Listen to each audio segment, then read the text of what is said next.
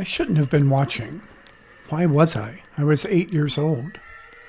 I was a sickly kid who watched too much TV and could sometimes game my parents into watching more. I convinced my mom to let me stay up past 11 on Saturday nights for shock theater. There, I reveled in B-movies about Martian monsters, giant ants in the Nevada desert, giant women in, I think, Las Vegas, and giant carnivorous rabbits.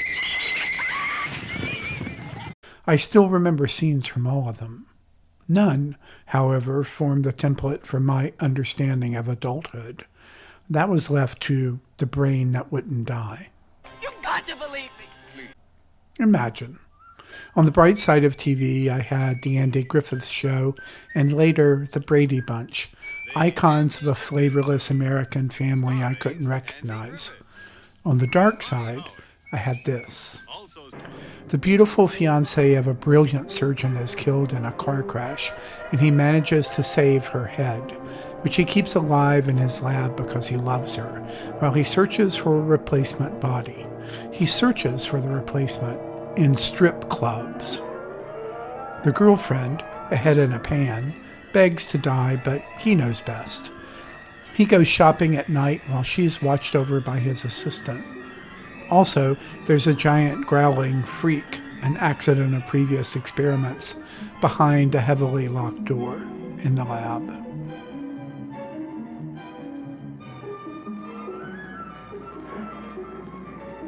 I've got to think about her now.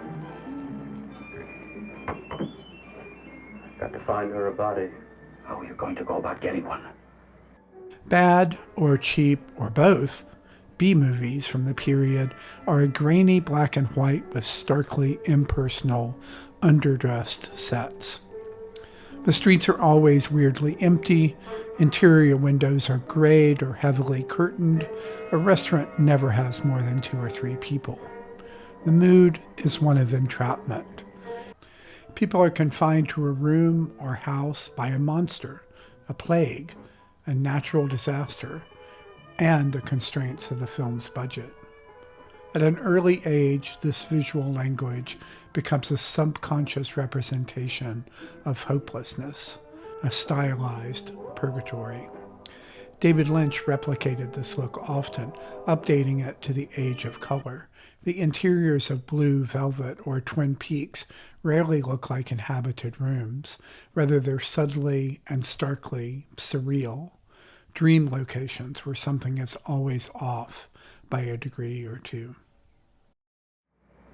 What's done is done, and what I've done is right. It's the work of science. I believed in the dark side of the world. I thought the adults weren't cluing me to the real deal. I saw Invasion of the Body Snatchers too young as well. Maybe I knew instinctively what the sunny side of media was trying to sell me and unconsciously searched for an antidote. I listened in on adult conversations when I was supposed to be playing, rifled through drawers and glove compartments looking for documents, read grown-up books. There was a secret to adulthood they didn't want me to know, and I was determined to find it. I wanted to be an adult, or maybe I just wanted to feel like I wasn't being conned by adults. Information, however, was spotty. The pieces didn't fit, and there were many things I knew I didn't understand. Still, like many TV gumshoes of the day, I was always on the case.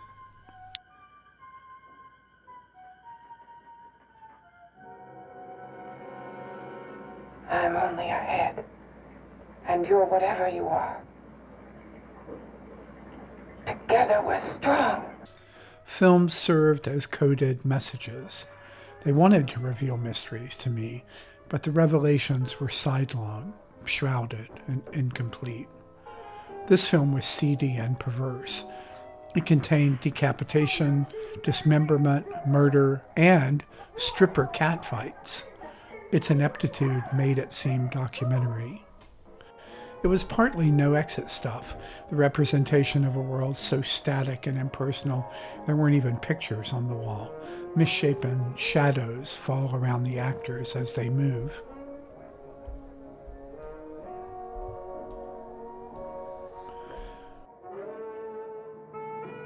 The sound is badly recorded, a tinny echo bouncing around the set.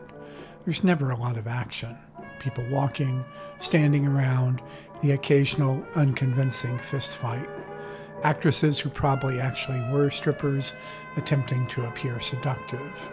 People get into cars, get out of cars, cars pull up to curbs.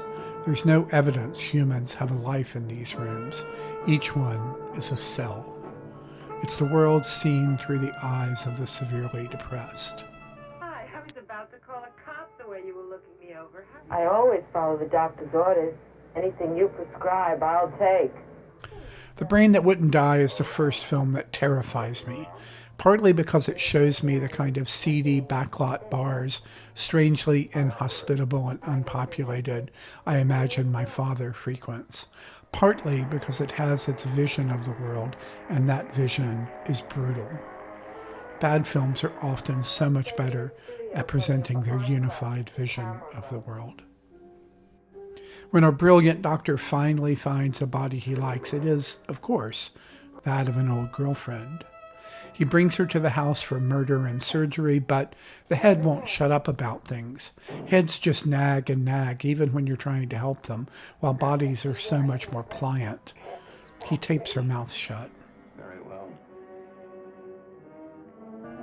The doctor doesn't know about the head, though, in her psychic communication with the horrible thing behind the door. First, the thing rips off the assistant's arm, grabbing it through a window. Then he bites a chunk out of the doctor's neck. Both die as the lab goes up in flames. The thing saves the body, as the head dies cackling in the fire.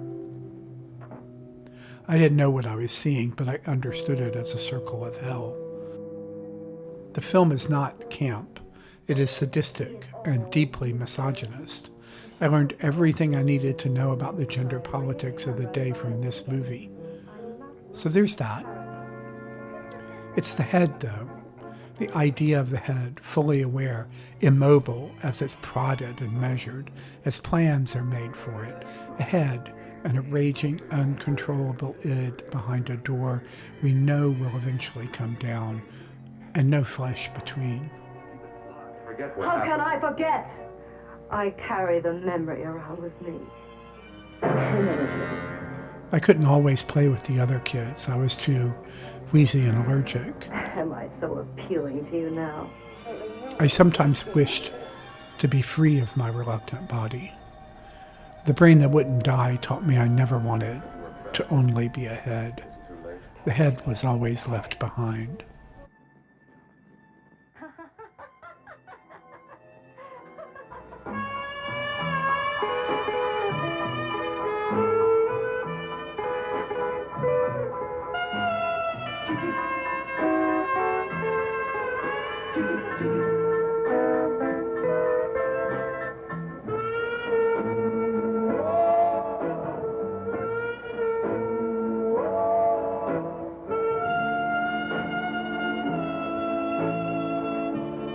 Mecca lecca high, mecca hiney ho. I don't see a lot of money.